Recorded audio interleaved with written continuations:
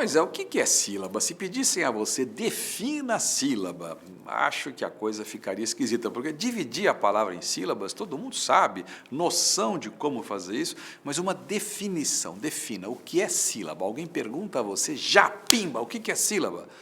É emissão de voz. Por que a palavra lata tem duas sílabas? Porque para dizer lata, você emite a voz duas vezes. Na primeira emissão, lá. Na segunda, tá, pronto, duas emissões, duas sílabas. E é claro que você percebeu que em cada uma dessas sílabas existe uma vogal. Em português, não existe sílaba sem vogal, de jeito nenhum, né? Existe sílaba só com vogal. Água, por exemplo, a primeira sílaba é A, né? Mas sílaba sem vogal, de jeito nenhum. Depois que a gente aprende a separar as sílabas, a gente vai contar essas sílabas e classificar a palavra de acordo com o número de sílabas. Aí nós temos o monossílabo, como o nome já diz, mono, não é? Palavra de uma sílaba só.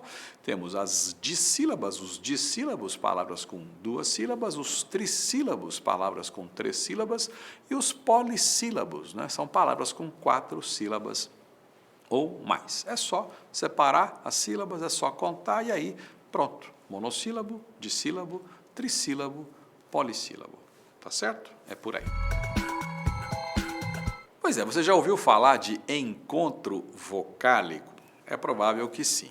É bom lembrar uma coisa, eu já disse aqui que não existe sílaba sem vogal. Toda sílaba portuguesa tem no mínimo uma e no máximo uma vogal. Não há mais do que uma vogal em cada sílaba. Aí você dirá então, peraí, água, como é que eu separo as sílabas de água? Água. Primeira sílaba A, segunda sílaba guá, né? Como assim? Não são duas vogais na segunda sílaba? São não. Na sílaba guá existe uma vogal e existe uma semivogal, né?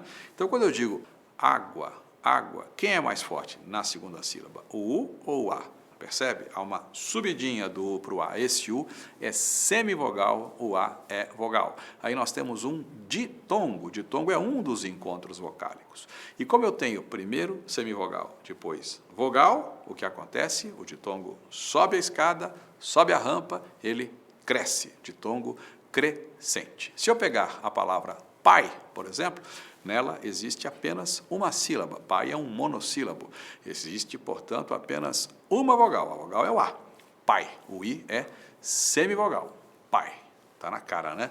Desço a rampa, o A é mais forte que o I. O A é vogal, o I é semivogal. O ditongo agora é decrescente. Em suma, ditongo é um encontro de vogal e semivogal, ou, o contrário, encontro vocálico. Existe um terceiro caso, o chamado tritongo. Se eu pegar a palavra saguão, por exemplo, saguão, duas sílabas em saguão, saguão, né? Na segunda sílaba, guão, o A, esse A nasal, né? Esse A é a vogal. Nós temos ao lado dessa vogal uma semivogal e outra semivogal, portanto temos um tritongo. Uruguai, Uruguai, são três sílabas. Na última sílaba, guai, guai, o U é semivogal, o A é vogal, o I é semivogal, temos um tritongo. No ditongo, podemos ter a ordem trocada, primeiro vogal, depois semivogal, ou o contrário. No tritongo, a ordem é sempre a mesma, semivogal, vogal, semivogal. E temos também um outro encontro vocálico chamado hiato. Na própria palavra hiato existe um hiato. Como é que eu separo as sílabas de hiato? I, A, to. Esse I e esse A são, sim, duas vogais, agora são duas vogais, vogais que vêm em sequência e que ficam em sílabas distintas. I, A. É isso que é o hiato. Na palavra cair, por exemplo, cair, o A para um lado, o I para o outro, isso é hiato. Duas vogais que vêm em sequência e ficam em sílabas distintas. Esses são os encontros vocálicos.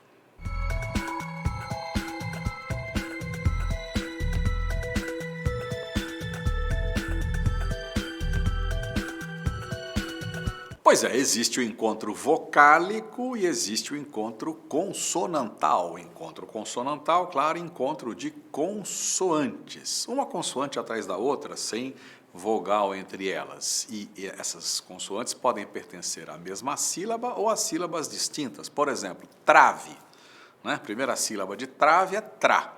TR. Pronto, isso é um encontro consonantal. Se eu pegar algema, L e G, não é? L e G. Aí, no caso, o L pertence a uma sílaba, o G a outra, mas, de qualquer maneira, são duas consoantes que vêm em sequência, não há vogal entre elas, isso é um encontro consonantal.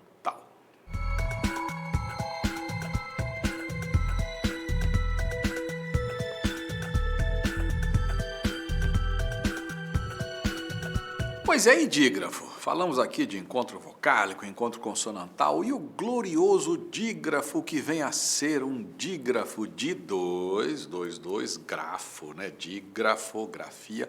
Em suma, são duas letras representando um único fonema. Se eu pegar a palavra cachorro, por exemplo, cachorro, C-A-C-H-O-R-R-O, eu vou ter aí 8 letras, não é? Mas eu vou ter 6 fonemas, 6 sons. Por quê? Porque o C e o H de cachorro, esse C e esse H juntos, representam um único som.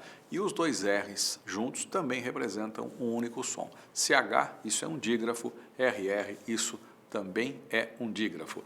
NH, LH, XC, o XC de exceção, por exemplo, isso é um dígrafo. SC, o SC de nascer, isso é um dígrafo. O SC de casca, não, de jeito nenhum. Casca, isso não é dígrafo. Mas o SC de nascer, o SC de crescer, isso sim é dígrafo.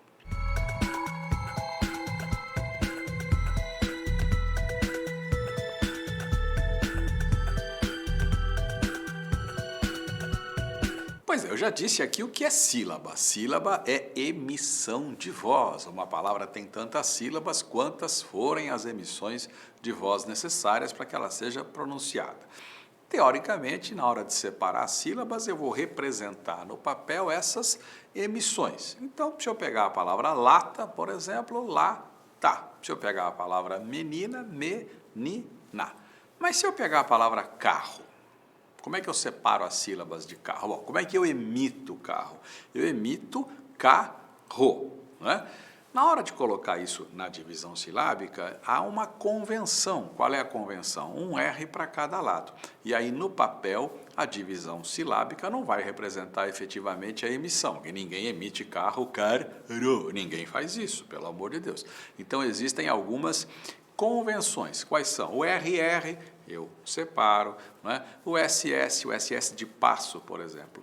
PAS, uma sílaba, SO, outra sílaba. O SC de crescer, se eu for separar as sílabas de crescer, crescer, o S para a esquerda, o C para a direita. E por aí vai.